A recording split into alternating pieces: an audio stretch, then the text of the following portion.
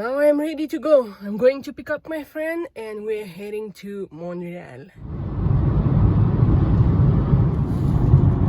Nice view. Game Boy. Nous sommes à Montréal. We are in Montreal here. Est-ce qu'il y a quelqu'un qui parle en français ici? Let's see how many French-speaking followers I have.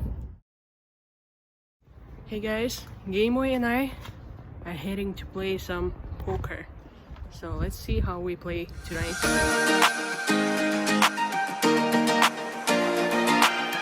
So before I went to Playground, I put myself on the list for different games through the app. And while I was waiting for the 1-2 table, I sat down at the 2-5 table. And the very first hand I get is pocket 8 in +1 position. I raise to 15. I get 2 callers, and the under-the-gun player who limped for $5 decided to raise to 130. He was one of the older gentlemen at the table, and to me it seemed like he would be one of those tight players. So, reluctantly, I decided to let this hand go. And as it turned out, later on, he told me that he actually showed his hand and he had pocket aces. I was just talking to the waitress at the time, and that's why I didn't see it myself. Pocket aces, you didn't see it? No, I didn't see it. Oh, I show it, Yeah? Yeah. Well, that could get bloody. A couple hands later, I'm in big blind and I get ace-4 of hearts. There was an under-the-gun straddle for $10, a couple callers. Of course, I'm going to complete my blind. And this straddle decided to use his option. He's counting his chips and raises 2. Now, I like small suited aces because if the opponent has big hands like kings, queens, jacks, tens, and I happen to hit my ace on the flop, then it already beats their pocket pair. Also, of course, there's a possibility of hitting nut flush. And if the board is small cards, then we potentially can make the bicycle straight. So I decided to call. Now we have 3 ways to see the flop, which is King of spades, Queen of hearts, 10 of hearts. We flopped the nut flush and nut straight draw. So I check, of course. The original raiser thinks for a bit and decided to put a bet of 150. The player after him folded, and I grabbed my chips to push all in for the remaining 2 of 5. He's all in. Ace jack. Ace jack. Ace jack is good. No. But nuts. Turn is a 7 of hearts. We made the nut flush, baby. Now I have even better. River is the queen of diamonds, and our opponent shows pocket kings. He made a full house on the river. Ouch. After a brutal hand like that, please take a moment to subscribe for the YouTube algorithm. So now we're at 1-2 table and rebought for 200. Let's see how this table goes. I'll stay. That is not happening. Straddle, all 5, fold. Nope. Fold. Simple sweet straddle. Well, maybe I could. Okay. After folding several hands, we pick up Jack-9 of hearts in small blind position. There was an under-the-gun straddle for $5 and 5 players to see the flop.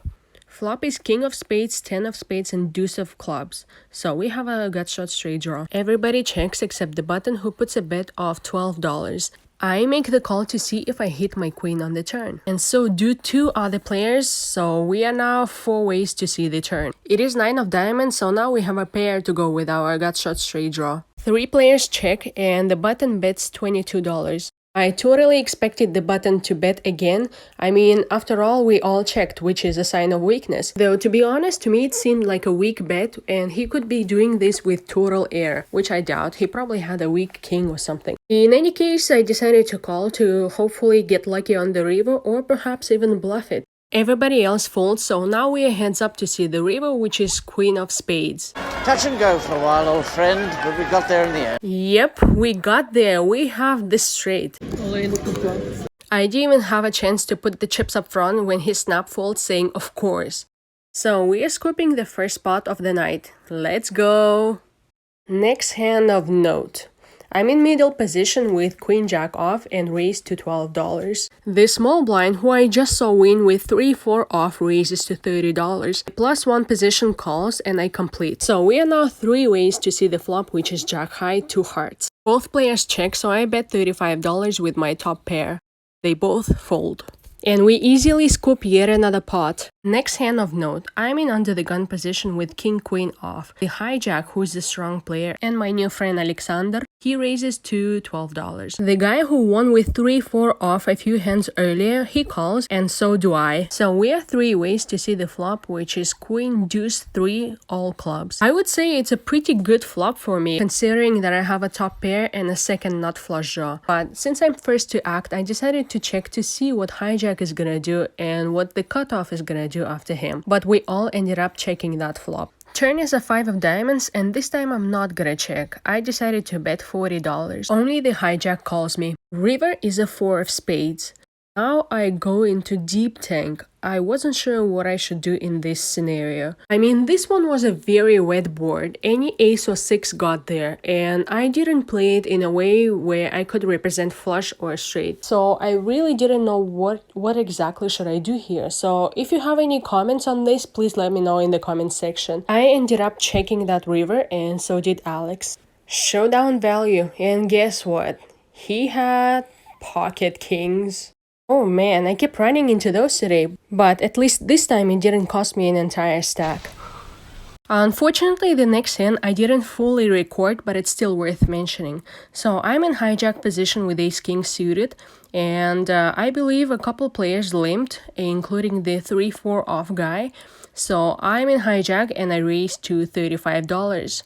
Only the under the gun player calls me. Now we are heads up to see the flop, which is king deuce deuce 2 spades. 3-4 off guy, he bets $35. I don't have a lot of chips behind, so I push all in for the remaining $136. He pretty much snap calls me. The run out is great, king on the turn and 5 on the river, which doesn't really matter because we already have a full house.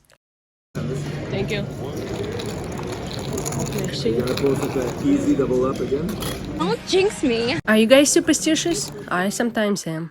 After winning with ace king, right away I pick up pocket tens in low jack position, and this hand is a doozy. I raise to 15, the player after me and the +2 position call me. So we are 3 ways to see the flop. While I was finishing stacking my chips, the dealer puts out a flop of 5 deuce 7 2 spades. The +2 position checks. I bet $20. The player after me calls, and now the +2 decided to check raise and go all in for 116. I have both players covered, so I decided to reshove and put the maximum pressure on the guy behind me. Honestly, at this point, I wasn't sure if that was the right move because he goes into the deep tank and thinks for about a minute. Eventually, he decided to put his last 200 in. So let's see. +2 excitedly opens deuce 7 for 2 pairs. The turn is 8 of spades and the river is 9 of clubs. The player behind me shows king jack of spades, so he turned flush. And I lose. Easy come, easy go, huh? After losing at the 1-2 table, I decided to check out the PLO 5. I quickly left it to go to the regular PLO, and that's exactly where I made most of my money back. Here are a couple of Instagram stories that I recorded from that PLO table. I instantly made $400 this hand, and the next hand I got extremely lucky. Wow. Oh, you did get lucky, Zarina. Yeah, I did. Wow, royal flush draw, huh? That's crazy. What did he have? He flopped the nut? And the flush queen 8, 7. You did flop the I nut? have queen 8. I flip queen 8. Ah, queen 8, The but not queen? king queen. No, and the second nut and left flush. The second left. Are you good?